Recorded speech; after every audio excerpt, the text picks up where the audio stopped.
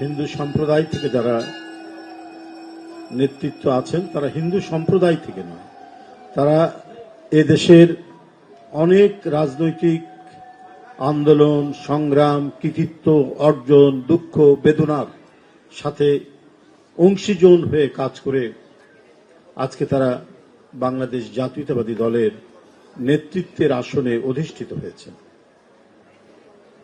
এখানে জামাল ভাই আছেন ধর্ম বিষয়ক সম্পাদক, বিশেষ করে অমলেন্দু দাস অপু, রমেশ দত্ত, আরো যারা এখানে রয়েছেন, আমাদের ঢাকা মহানগর দক্ষিণের সদস্য সচিব তানভীর আহমেদ রবিন এবং বিএনপির সহ অর্থনৈতিক বিষয়ক সম্পাদক মাহমুদুর রহমান সুমন সহ মিল্টন বৈদ্য সহ উপস্থাপক, সবাইকে প্রীতি শুভেচ্ছা জানাচ্ছি যে আজকে মূল পূজা তার প্রথম দিন, এই প্রারম্ভেই অর্থাৎ ষষ্ঠীতেই আমাকে আমন্ত্রণ জানিয়েছিল গতকালকে সুভাষ এবং আরো অনেকে জয়।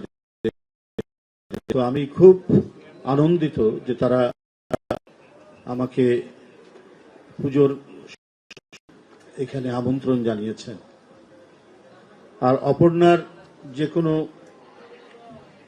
অনুরোধ উপেক্ষা, আমি বলেছি সন্তান তুল্য ভাস্তি এবং খুবই কর্মঠ একটি মেয়ে, খুব কর্মঠ।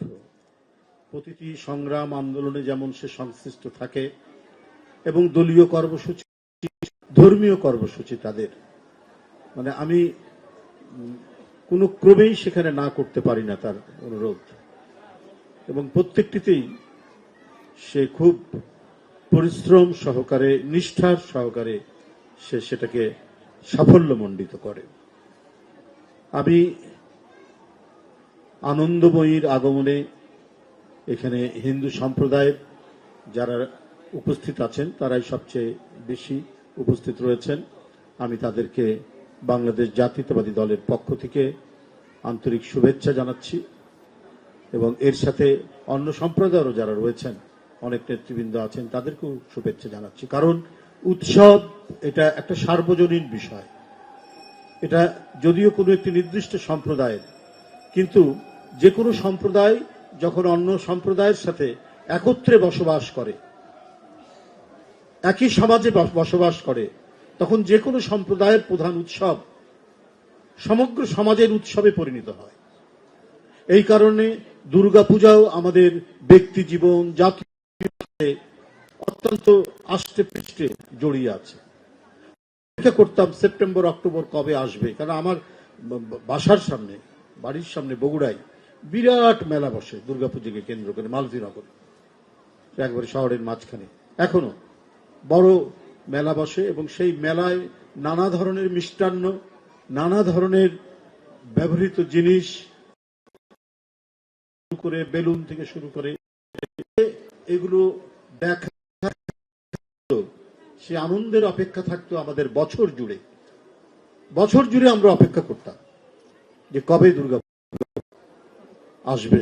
তার মানে কখনো বিভাজন করে না, উৎসব কখনো বিচ্ছেদ করে না, উৎসব কোনোভাবেই বিভেদ তৈরি করে না। উৎসব মানুষে মানুষে অদ্ভুত যোগ করে, অদ্ভুত মিলনের বার্তা শোনায়, পারস্পরিক ভ্রাতৃত্বের এক অসাধারণ শুভেচ্ছার জায়গায় নিয়ে যায়। আজকে নানাভাবেই আমি আর অপর্ণা কথা বলছিলাম, নানা দিক থেকেই এই যে বাংলাদেশের হাজার বছরের যে ঐতিহ্য, আমরা পরস্পরের মধ্যে আমাদের আনন্দ দুঃখ বেদনা আমরা ভাগ করে নেই, আমাদের উৎসবগুলোতে আমরা এক অপরের সম্প্রদায়কে আমন্ত্রণ জানাই। আমার হিন্দু বন্ধুরা যারা আমার সাথে পড়তো, ঈদে মিলাদুন্নবী, শবে বরাত, শবে কদর এবং দুই ঈদে যারাই আসতো, আমার মা একেবারে উদার হস্তে একসাথে বসে খাওয়াতে। এই যে সম্প্রীতির এক উজ্জ্বল দৃষ্টান্ত, এটা বাংলাদেশ ছাড়া আর কোথাও পাওয়া যাবে না। আমি মার্কিন যুক্তরাষ্ট্র দেখেছি, যার যার উৎসব তারা নীরবে নিভৃতে নিজের মতো করে করে, কাউকে উপেক্ষা করে না। কেউ যদি হাজির হয়ে যায় তাকে উপেক্ষা করে না, কিন্তু তেমন একটা আমি ইন্টারাকশন দেখিনি, মিথস্ক্রিয়া দেখিনি। এটাই বাংলাদেশ, যেখানে যে যার উৎসবে যেই সম্প্রদায়ের লোক হোক না কেন একসাথে আমরা বসি, কারণ আমাদের জাতিসত্তা তো এক। আমরা বাংলায় কথা বলি, আমাদের নিত্যদিনের অন্যান্য যে সাংস্কৃতিক অনুষ্ঠানগুলো সব এক। আমরা নজরুল গীতি গাই, আমরা রবীন্দ্রসঙ্গীত গাই, এখানে তো কে মুসলমান ভেদ নেই। আমাদের এখানে যারা লোক দর্শনের মানুষ যারা ছিলেন, এই সমস্ত লালন শাহ বড় বড় মানুষরা, তারা সেই জীবনের গানই গেয়েছেন, তারা সেই সম্প্রীতির গানই গেয়েছেন, তারা মানুষে মানুষে মিলনের কথাই বলেছেন। তো আমাদের লোকজ সংস্কৃতির যে ভিত্তি সেটা তো হচ্ছে মিলনের, শুভেচ্ছার, ভালোবাসার, ভ্রাতৃত্বের। সেখান থেকে তো আমরা বিযুক্ত নই। আমরা নতুন 15-20 বছর ধরে শুনছি বিভেদ বিভাজনের কথা, বাংলাদেশে এই হয় সেই হয়, কই তো আমরা শুনিনি তো। এখানে যারা আছে আমরা একসাথে কত আন্দোলন সংগ্রাম একসাথে করছি রাজনীতিতে। আমি যে হাজতের মধ্যে আছি, আমার পাশেই হয়তো মিল্টন বৈদ্য আছে, আমার পাশে হয়তো অমলেন্দু দাস অপু আছে,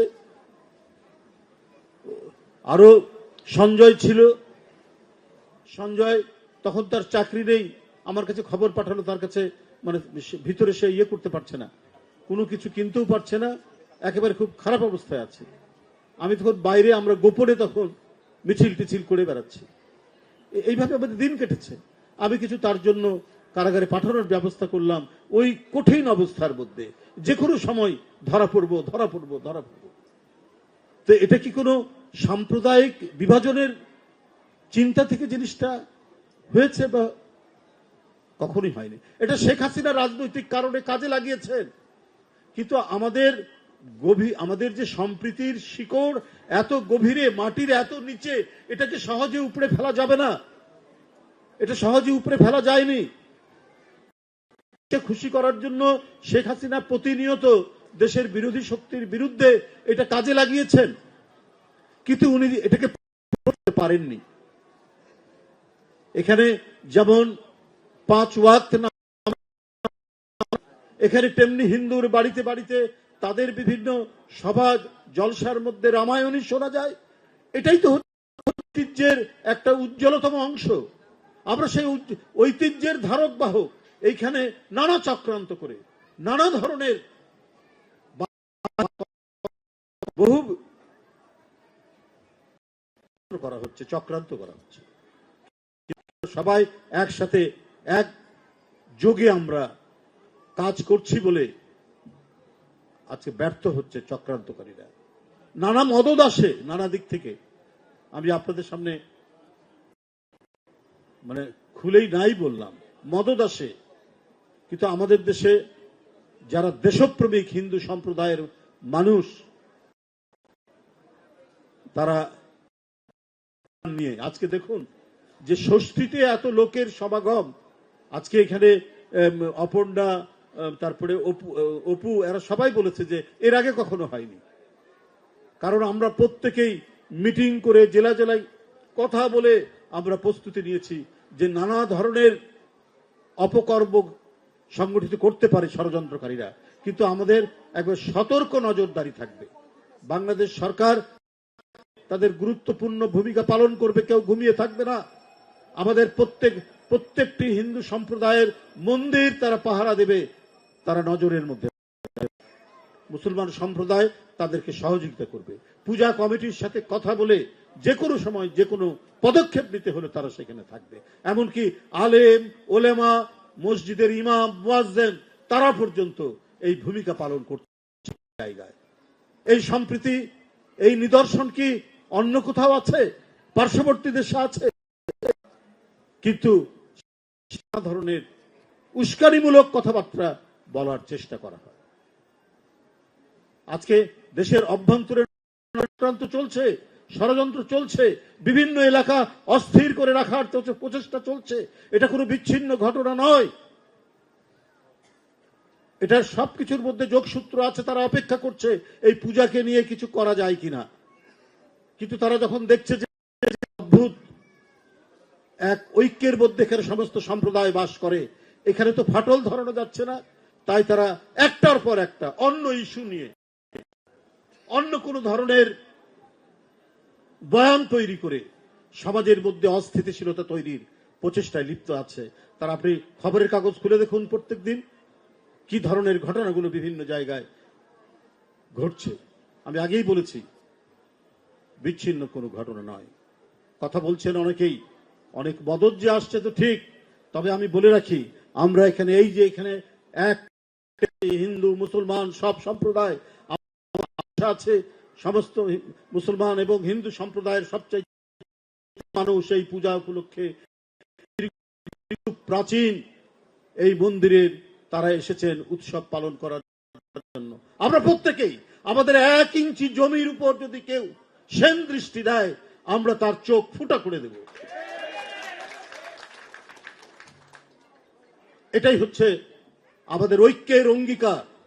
আজকের এই উৎসবের দিনের এটাই হচ্ছে আমাদের ওয়াদা, যে আমরা এই দেশকে ভালোবাসি, আমরা একই খাবার খাই, আমরা একই ধরনের পোশাক পরি, আমরা ঈদে যেমন পায়জামা পাঞ্জাবি পরি, ঠিক হিন্দু সম্প্রদায়ের পুরুষ মানুষরাও পায়জামা পাঞ্জাবি পরে বিভিন্ন মন্দির পরিদর্শন করছেন, মেয়েরা শাড়ি পরছেন, উৎসব করছেন।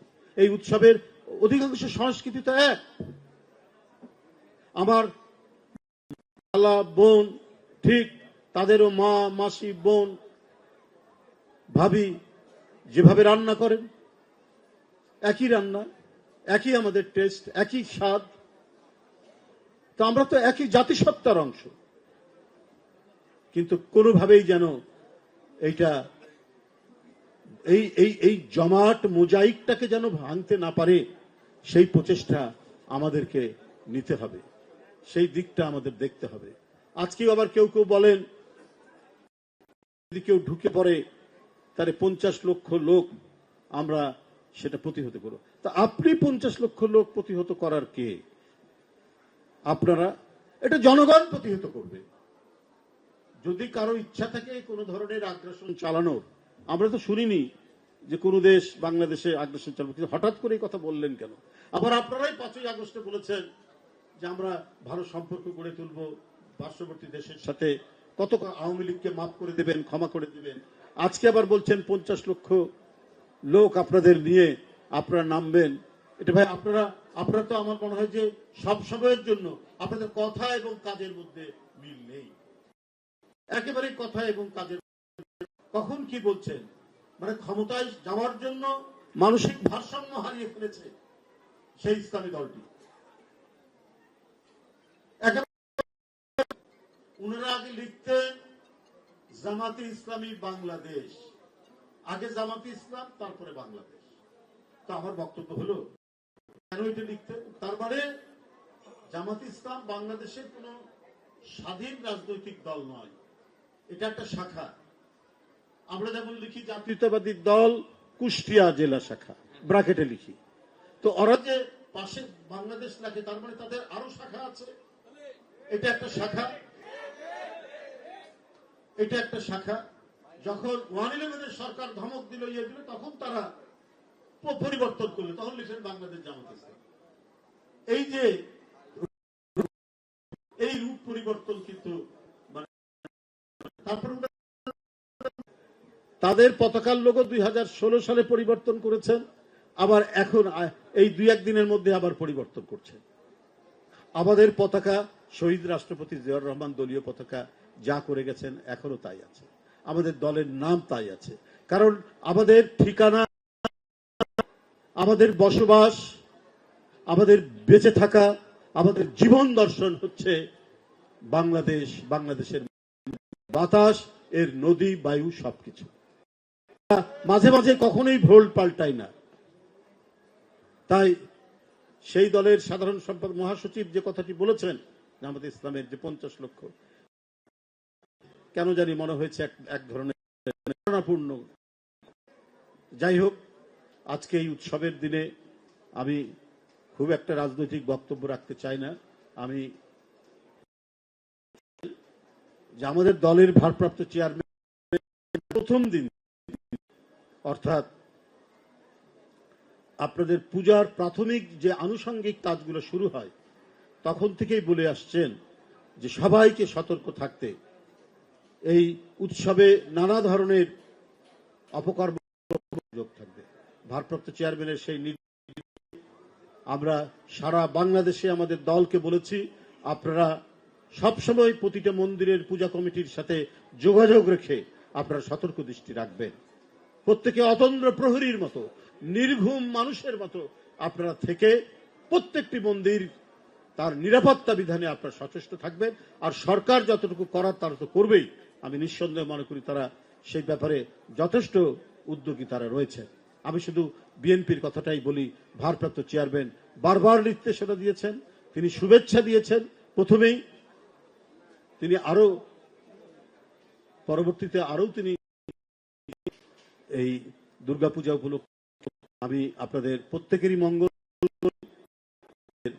দুর্গাপূজা প্রায় 33,500-র মতো পূজা মণ্ডপ সারা দেশে, প্রত্যেকটি পূজা মণ্ডপ যেন শান্তির সাথে উৎসব পালন করতে পারে সবাই, এই কামনা করে আমার বক্তব্য শেষ করছি। ধন্যবাদ।